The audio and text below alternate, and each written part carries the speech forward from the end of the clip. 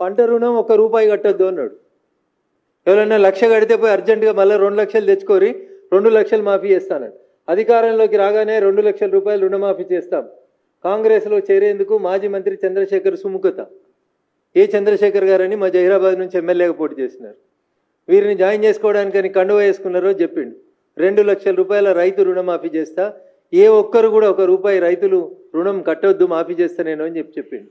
పంట రుణం 1 రూపాయి కట్టొద్దు, ఇది కూడా ముఖ్యమంత్రి గారి పేపర్ కటింగ్. 9లోగా సంపూర్ణంగా రైతు భరోసా. 8వ తేదీ నాటికి రైతు భరోసా పూర్తి. 8వ తేదీ ఒకరోజు ముందే జరిపి చెప్పిండు. ఇప్పుడేమంటుండు మళ్ళా, లక్ష్మీ నరసింహ సాక్షిగా చెప్తున్నా, లక్ష్మీ నరసింహస్వామి దేవుని సాక్షిగా చెప్తున్నా, ఏమని 2 లక్షల రూపాయలు రుణమాఫీ చేస్తా 15 ఆగస్టులోగా అన్నాడు మొన్న ఎంపీ ఎలక్షన్లలో. అసెంబ్లీ అయిపోయిందన్న, పార్లమెంట్కి వచ్చినాక మళ్ళీ మాట మార్చిండన్న. డిసెంబర్ 9 పోయింది, సోనియమ్మ బర్త్డే పోయింది. ఇప్పుడు యాదగిరిగుట్ట లక్ష్మీ నరసింహస్వామి యాదికి వచ్చిండు అన్నకి. భువనగిరిలో గెలిపిస్తే 2 లక్షల రూపాయలు 15 ఆగస్టు లోపల రైతు రుణమాఫీ చేస్తా అని లక్ష్మీ నరసింహస్వామి పేరు తీసుకొని ఒట్టు పెట్టుకున్నాడు. ఏ ఊరికి వస్తే ఆ ఊరికి, మా మెదక్కి వచ్చిండు వాళ్ళ క్యాండిడేట్ నామినేషన్కి.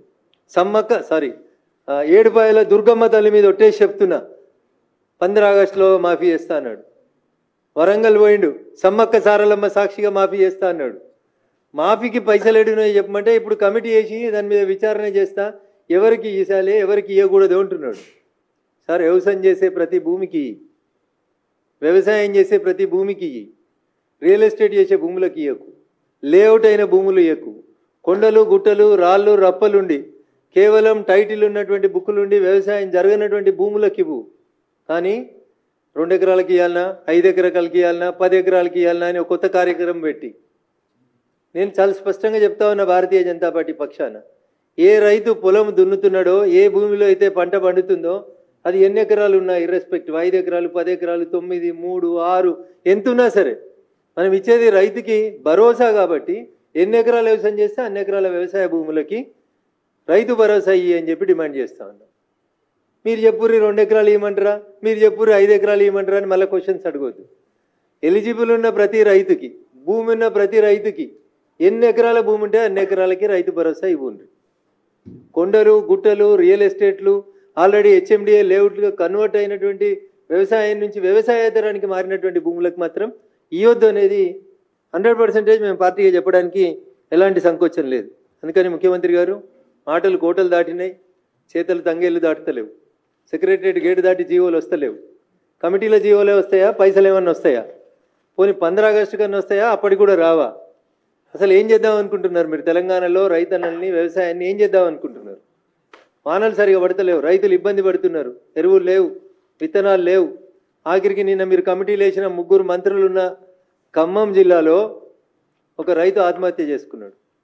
తిరిగి తిరిగి తిరిగి తిరిగి ఎవరు రెస్పాండ్ కాకపోతే రైతు ఆత్మహత్య చేసుకున్నాడు. ప్రతిపక్షంలో ఉన్నప్పుడు చాలా మాట్లాడిన రేవంత్ రెడ్డి గారు, ఇలా మీరే ముఖ్యమంత్రి.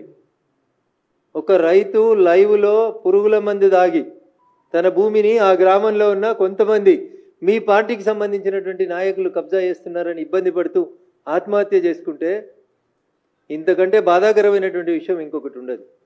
ధరణి అట్లే ఉంది, రైతుల సమస్యలు అట్లే ఉన్నాయి, ఎక్కడి కష్టాలు అక్కడే ఉన్నాయి.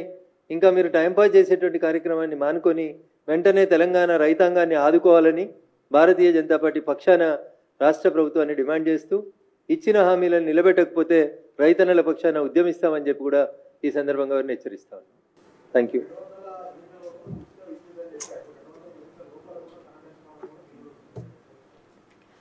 సో ముందుగా రేవంత్ రెడ్డి గారు అనేటువంటి తెలంగాణ రాష్ట్ర ముఖ్యమంత్రి గారికి పరిపాలన మీద ఇంకా పట్టు రావట్లేదు.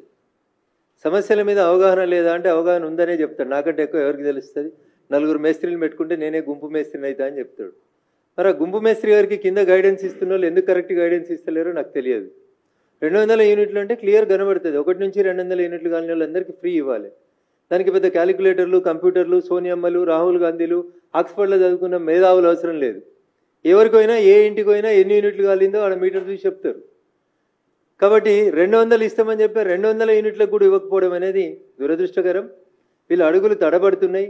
కేవలం అధికారంలోకి రావడానికి ఆగమాగం మాట్లాడిర్రు, నోటికొచ్చింది మాట్లాడినరు.